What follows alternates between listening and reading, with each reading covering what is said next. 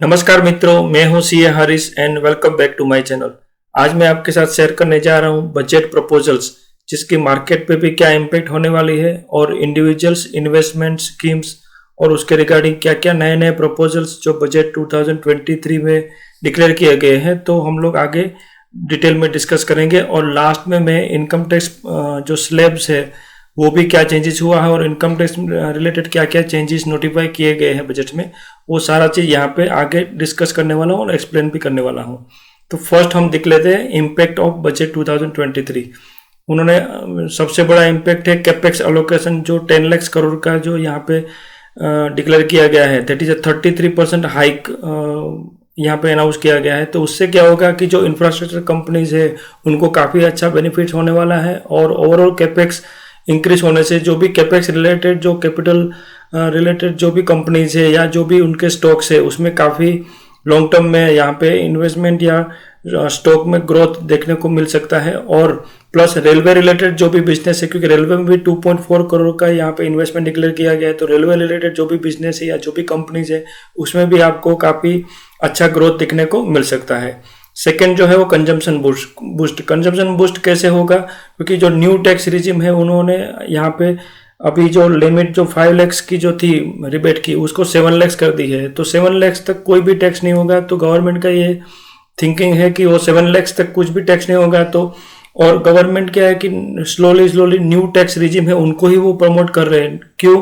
क्योंकि new tax regime जो है उसमें कोई भी सेविंग्स रिलेटेड कुछ भी डिडक्शन नहीं मिलता है। तो आप सेविंग नहीं करो, गवर्नमेंट चाहती है कि वो सेविंग नहीं करो और उसको कंजम्पशन में आप लेके आओ। और फिर कंजम्पशन जैसे बढ़ेगा और मार्केट में स्पेंडिंग बढ़ेगा तो उससे पूरी जो इकोनॉमी है उसका डेवलपमेंट हो सकता है। और सेविंग्स में नहीं जाते हुए पब्लिक को पूरा यहाँ पे गवर्नमेंट का फोकस यही है कि डाइवर्ट करके सेविंग्स से मूव करते हुए कंजम्पशंस पे फोकस करने के लिए यहाँ पे बात कर रहे हैं। तो वो सारा चीज़ यहाँ पे कहीं ना कहीं जो स्टेप्स लिया गया है उसका पर्पस है कंजम्पशन बूस्टिंग। और कंजम्पशन बूस्टिंग का इम्पैक्ट होता है इकोनॉमिक डेवलपमेंट, और इकोनॉमिक डेवलपमेंट से अपना स्टॉक मार्केट पे भी उसका काफ़ी अच्छा इम्पैक्ट हो सकता है। फिर अमृत पीटी by way of skill development का भी काफ़ी सारे प्रोग्राम यहाँ पे अनाउंस किए गए हैं। तो स्किल डेवलपमेंट होगा तो उसके साथ साथ अमृत पीटी जो नेक्स्ट यंगस्टर है उनको भी यहाँ पे डेवलपमेंट का और उनके रिलेटेड जो भी स्किल डेवलपमेंट है वो भी यहाँ पे काफ़ी प्रपोजल्स इंट्रोड्यूस किए गए हैं, ताकि नेक्स्ट जो इंडिया होगा आफ्टर 20, ये जो अमृत काल है, आज़ादी का अमृत काल 75 to 100 जो अमृत काल है, उसमें नए जो यंगस्टर है उनको भी काफ़ी अपॉर्चुनिटी मिलेगी। और उससे भी आगे जो फ्यूचर का डेवलपमेंट होगा, जो फ्यूचर जो कंट्री का है वो भी एकदम स्ट्रॉन्ग होगा और बेस एकदम स्ट्रॉन्ग हो जाएगा। और सपोर्ट टू एमएसएमई के लिए काफ़ी अच्छे अनाउंसमेंट यहाँ पे किए गए हैं। एक तो है कि इनकम टैक्स में अगर 43B भी यहाँ पे इंट्रोड्यूस कर दिया गया है फॉर एमएसएमई। तो एमएसएमई को जो पेमेंट करोगे तो ही आपको एक्सपेंडिचर है वो अलाउ होगा। फिर एमएसएमई के लिए 2 लाख करोड़ का यहाँ पे विदाउट कोलेट्रल फ्री लोन भी यहाँ पे वो क्रेडिट फैसिलिटी का भी अनाउंसमेंट किया गया है। तो वो भी उनको एमएसएमई को काफ़ी अच्छा हेल्प मिलने वाला है। और एमएसएमई का ओवरऑल जो है डेवलपमेंट वो यहाँ पे अच्छी तरह से यहाँ नोटिफाई गया है। तो एमएसएमई के लिए, और आप अगर हम लोग इंडिया की इकोनॉमी की बात करें तो MSME is the backbone of Indian economy, क्योंकि काफ़ी एमएसएमई है उससे एम्प्लॉयमेंट जनरेशन बहुत हाई स्केल पर रहा है अभी तक का। तो एमएसएमई डेवलप होगा तो ओवरऑल कंट्री का भी डेवलपमेंट यहाँ पे पॉसिबल है। और वो हिसाब से कहीं ना कहीं वो पूरा चेन लिंक है, तो उससे हिसाब से एमएसएमई को भी काफ़ी यहाँ पे बूस्टिंग दिया गया है। फिर नेक्स्ट जो है वो टूरिज्म डेवलपमेंट इंडिया, आज गवर्नमेंट को भी पता है कि जो भी अगर आप बाहर फॉरेन टूर करते हो तो फॉरेन टूर में कहीं ना कहीं वो फॉरेन करेंसी का भी लॉस होता है। और अगर यही चीज़ अगर इंडिया में टूर करोगे तो क्योंकि ये एयरपोर्ट डेवलपमेंट है और काफ़ी सारे जो नए जो इनिशिएटिव्स यहाँ पे करने जा रहे हैं, तो उससे क्या होगा, कनेक्टिविटी होगी, रेल डेवलपमेंट होगा, एयरपोर्ट्स डेवलपमेंट होगा।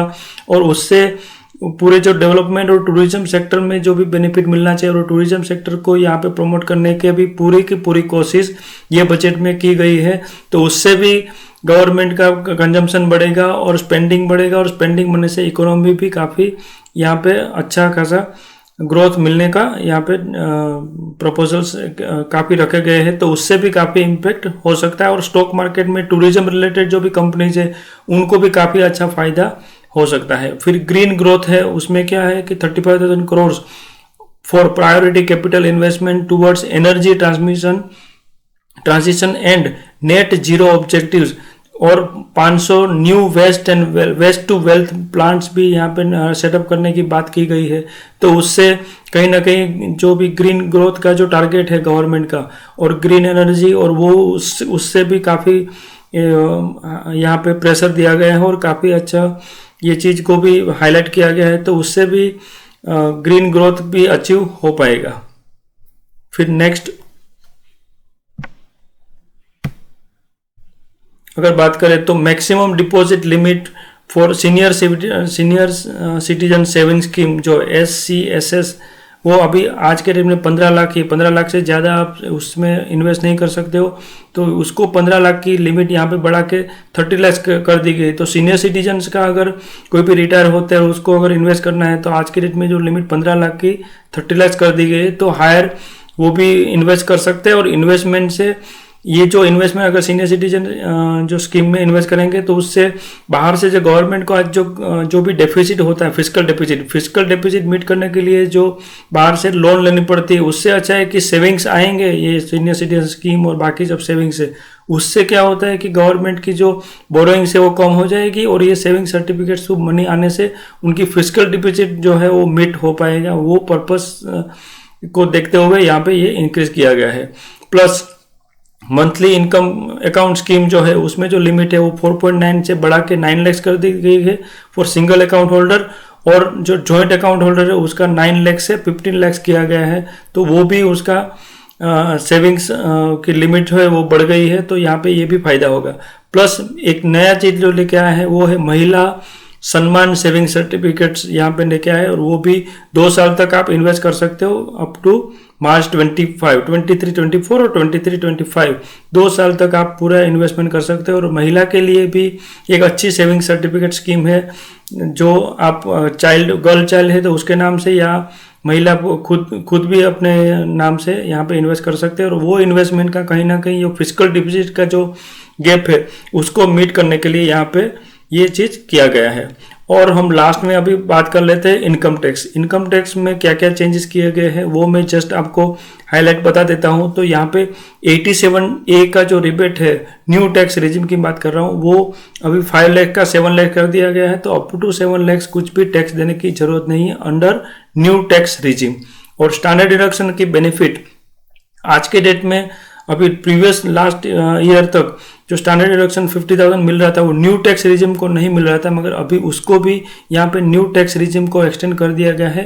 प्लस अगर आपकी सैलरी 15.5 लाख से ज़्यादा है तो आपको एडिशनल 2,500 रुपया, क्योंकि 50,000 तो मिल रहा है, 52,500 यहाँ पे इंक्रीज कर दी गई है। तो 2,500 का एडिशनल बेनिफिट उन लोगों को मिल सकता है जिनकी इनकम 15.5 लाख से ज़्यादा है।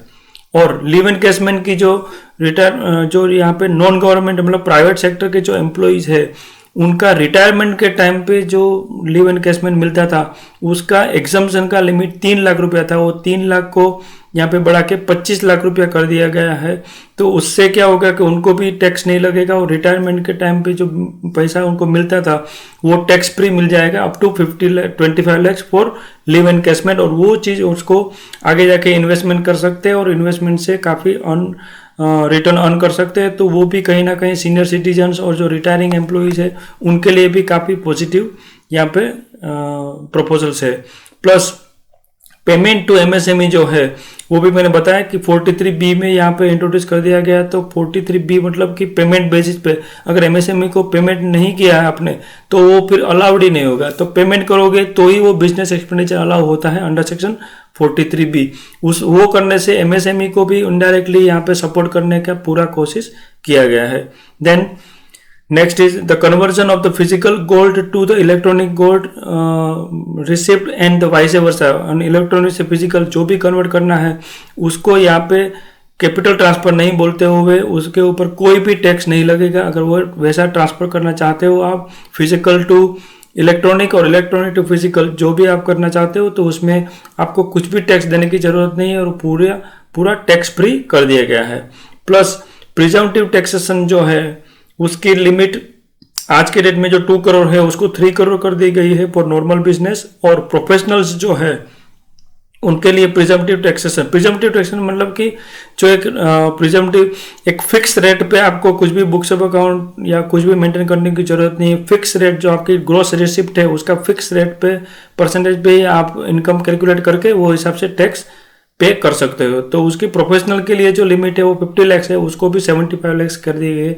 मगर यहाँ पे कंडीशन ये है कि उसमें जो आपका कलेक्शन है रिसिप्ट वो 95% रिसिप्ट थ्रू बैंकिंग ट्रांजेक्शन होना चाहिए, तो ही आपको ये बेनिफिट और लिए जो एक्सटेंडेड लिमिट है उसका बेनिफिट आपको मिल पाएगा। और लास्ट में मैं आपको शेयर कर देता हूँ जो न्यू टैक्स रिजिम है उसके ही सिर्फ स्लैब्स है, जो स्लैब है वो ही चेंज किया गया है। ओल्ड टैक्स रिजिम है उसका स्लैब कहीं पे भी कुछ भी चेंज नहीं किया गया है। ये जो मैं बता रहा हूँ वो सिर्फ और सिर्फ न्यू टैक्स रिजिम का ही टैक्स स्लैब रेट चेंज किया गया है और वो आपकी स्क्रीन पे है, तो आप उसको देख सकते हो। तो ये सारा चीज़ था जो इम्पोर्टेंट्स बजट रिलेटेड हाईलाइट्स मैंने आपके साथ शेयर किया हूँ। मैं आशा करता हूँ कि ये वीडियो आपको काफ़ी हेल्पफुल और यूजफुल लगा होगा। तो वीडियो को जरूर लाइक और शेयर करिएगा और मेरे चैनल को भी सब्सक्राइब कर लीजिएगा for getting this investment other financial advice regularly. Thank you.